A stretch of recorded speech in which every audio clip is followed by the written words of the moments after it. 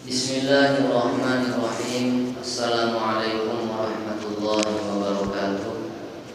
Alhamdulillahirabbil alamin. Wassalatu wassalamu ala asyrofil anbiya'i wal mursalin sayyidina wa maulana Muhammadin wa ala alihi wa sahbihi ajma'in. Amma ba'd. Jemaah yang mulia, kita lanjutkan pengajian kita malam ini tentang berkabung.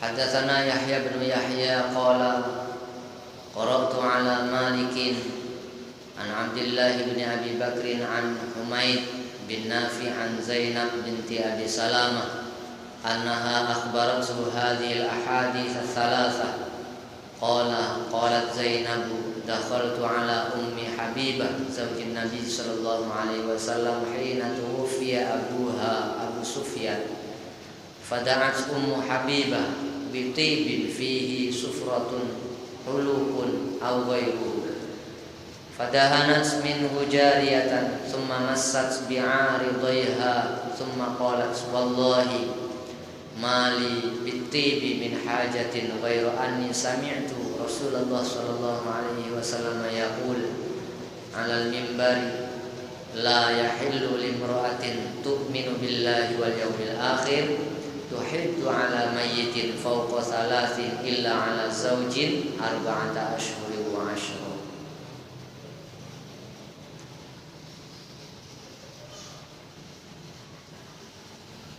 Hadis ini diceritakan oleh Yahya bin Yahya.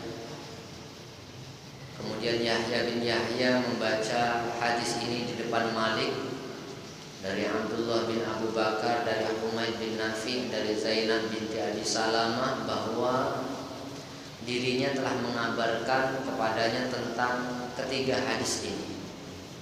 Humaid berkata, Zainab telah mengatakan saya pernah menemui Ummu Habibah, istri Nabi Shallallahu Alaihi Wasallam setelah ayahnya Ummu Habibah meninggal dunia, yakni Abu Sufyan. Kemudian Ummu Habibah meminta untuk diambilkan khuluk. Khuluk ini sejenis wewangian yang warnanya kuning ataupun wewangian yang sejenis itu. Kemudian Ummu Habibah memberikan minyak wangi ini kepada budak perempuannya. Setelah itu dia mengolesi kedua pipinya, kedua pelipisnya, dan dia mengatakan, dan Ummu Habibah berkata, demi Allah sebenarnya saya tidak butuh dengan wangian ini. Kalau bukan karena saya pernah mendengar bahwa Rasulullah SAW bersabda di atas mimbar, kata Nabi, tidak halal bagi seorang wanita yang beriman kepada Allah dan hari akhir melakukan ihdad ataupun berkabung dengan meninggalkan berhias terhadap mayit melebihi 3 hari, kecuali kematian suaminya, yaitu 4 bulan 10 hari. Jadi hadis ini menjelaskan bahwa kita apabila ditinggal oleh salah seorang dari keluarga kita, sama ada itu anak kita, orang tua kita, kawan kita, siapa saja yang telah meninggal dunia, maka kata Nabi Shallallahu Alaihi Wasallam tidak boleh berkabung lebih dari 3 hari. Masa berkabungnya itu 3 hari paling lama, kecuali kata Nabi seorang istri yang ditinggalkan oleh suaminya, berkabungnya itu boleh sampai 4 bulan 10 hari. Bagi istri yang ditinggal oleh suaminya, maka dia boleh berkabung sampai 4 bulan 10 hari.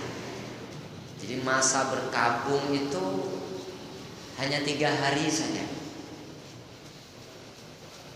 Selepas itu kita harus menampakkan keceriaan. Kalaupun kita masih dalam kesedihan, maka tidak boleh berlarut-larut kesedihan itu, mesti segera dihentikan.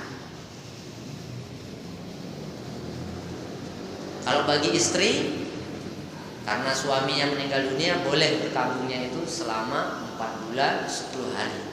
Setelah 4 bulan 10 hari, dia harus berdandan, dia harus berhias.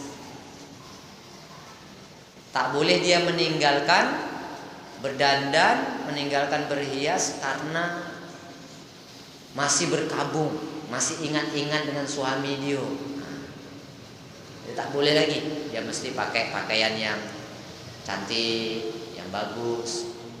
Kalau dia masih layak untuk menikah, kira-kira orang itu udah siap lah untuk melamar itu. Dengan dia berdandan, dengan dia berhias, orang pun dah nampak dah. Dah hilang kesedihan dia, dah boleh dilamar lagi.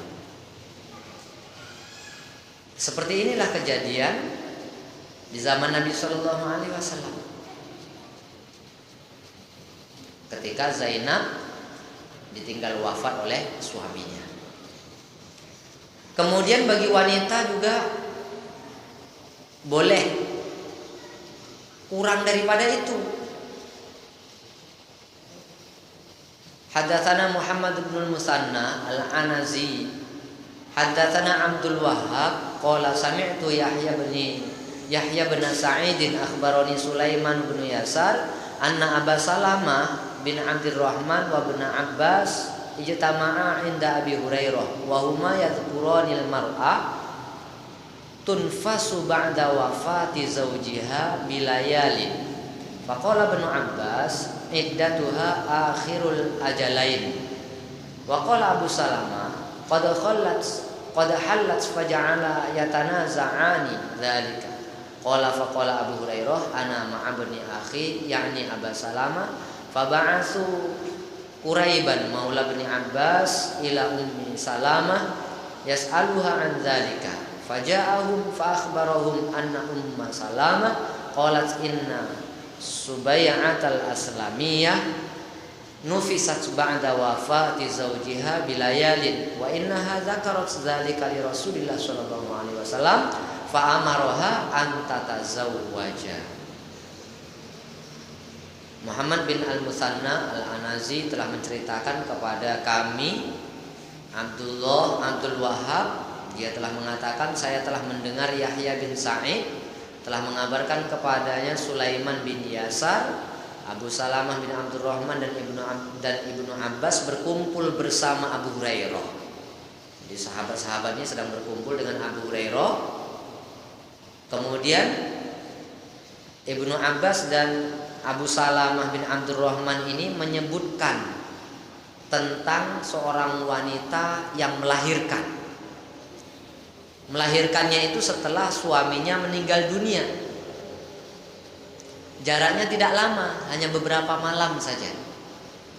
Hanya beberapa malam saja setelah suaminya meninggal dunia, beberapa malam setelah itu istrinya pun melahirkan. Maka Ibnu Abbas mengatakan iddahnya adalah akhir dari 2 masa, yaitu masa iddah dan kelahiran. Sedangkan Abu Salamah mengatakan iddahnya telah selesai karena kelahiran. Karena perbedaan pendapat yang terjadi di antara Abu Salamah dan Ibnu Abbas, mereka pun saling bersengketa mengenai masalah tersebut. Jadi beteking-beteking lah.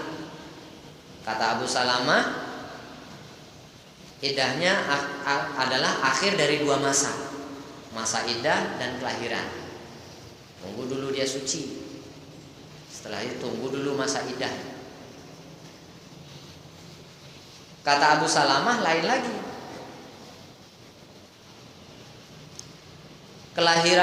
Kelahiran itu sudah menyebabkan seorang wanita itu selesai iddahnya. Jadi masa iddah bagi seorang wanita yang hamil itu setelah dia melahirkan habislah. Kemudian Abu Hurairah radhiyallahu anhu menengahi.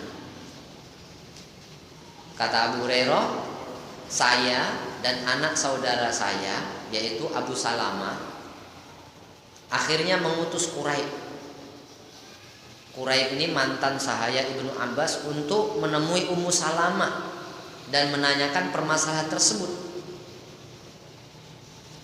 Sudah Quraib datang kepada Ummu Salamah, dia kembali lagi diberitahu bahwa Ummu Salamah mengatakan sesungguhnya Subai'ah al-Aslamiyah pernah melahirkan setelah kematian suaminya beberapa hari.